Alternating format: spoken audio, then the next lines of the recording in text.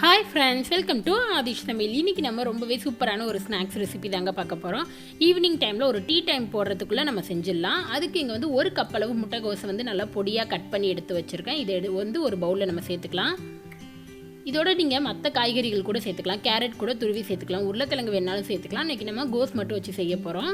இதோட ஒரு medium size வெங்காயத்தை ஸ்லைஸாக கட் பண்ணி எடுத்து வச்சுருக்கேன். இதை சேர்த்துக்கலாம். பொடியாக நறுக்குன கொத்தமல்லி தழை, பொடியாக நறுக்குன கருவேப்பிலை, இதோட காரத்துக்கு தேவையான அளவு மிளகாய்த்தூள் ஒரு ஸ்பூன் சேர்த்துக்கோங்க. கொஞ்சம் பெருங்காயத்தூள் சேர்த்துக்கலாம். தேவையான அளவு உப்பு. இதுக்கு வந்து பைண்டிங்காக 3 டேபிள் ஸ்பூன் அளவு கடலை மாவு சேர்த்துக்கலாம். இதோட 3 டேபிள் ஸ்பூன் அளவு அரிசி மாவு சேர்த்துக்கோங்க. கடலை மாவு எவ்வளோ எடுக்கிறீங்களோ அதே அளவு அரிசி மாவு சேர்த்து விட்டு இப்போ இது எல்லாத்தையும் நல்லா மிக்ஸ் பண்ணி விட்டுருங்க. அந்த காய்கறியோட அந்த மாவெல்லாம் நல்லா மிக்ஸ் ஆகி வரணும். இப்போ இதை தண்ணி தெளித்து நல்லா பசைஞ்சிக்கலாம். தண்ணி வந்து ரொம்ப சேர்க்க தேவையில்ல, அதனால் ஊற்றுனீங்கன்னா அதிகமாகிடும். தெளித்து விட்டு பசைஞ்சிக்கோங்க. நல்லா நம்ம போண்டா மாவுலாம் எப்படி பசைவோமோ அந்த அளவுக்கு பசைஞ்சு எடுத்துக்கலாம்.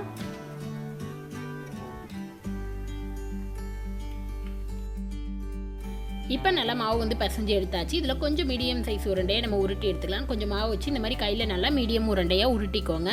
இதை வந்து நம்ம ஆயிலில் கூட ஃப்ரை பண்ணிக்கலாம். ஆனால் ரொம்ப ஹெல்த்தியாக இருக்குன்றதுனால நம்ம வந்து இன்றைக்கி பனியாரக்கல்லில் போட்டு எடுக்க போகிறோம். இந்த உருண்டை எல்லாத்தையுமே உருட்டி ஒரு பிளேட்டில் வச்சுருங்க.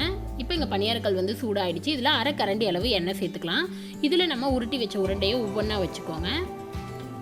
இதை வச்சுட்டு இதுக்கு மேலேயும் வந்து லைட்டாக எண்ணெய் ஊற்றி விட்டுருங்க. அடுப்பை மீடியம் ஃப்ளேமில் வச்சுட்டு கீழே வந்து நல்லா செவந்து வரட்டும். அதுக்கப்புறம் நம்ம பரட்டி போட்டு குக் பண்ணிக்கலாம். இப்போ கீழ்ப்பகுதி நல்லா செவந்துடுச்சு. இந்த மாதிரி ஒரு ஸ்பூன் வச்சுட்டு பரட்டி விடுங்க. இதே போல் எல்லாத்தையும் பரட்டி விட்டு சைடில் கீழே எல்லா பகுதியிலையும் குக் ஆகிற அளவுக்கு மீடியம் ஃப்ளேமில் வச்சு நல்லா ஃப்ரை பண்ணி எடுத்துக்கலாம்.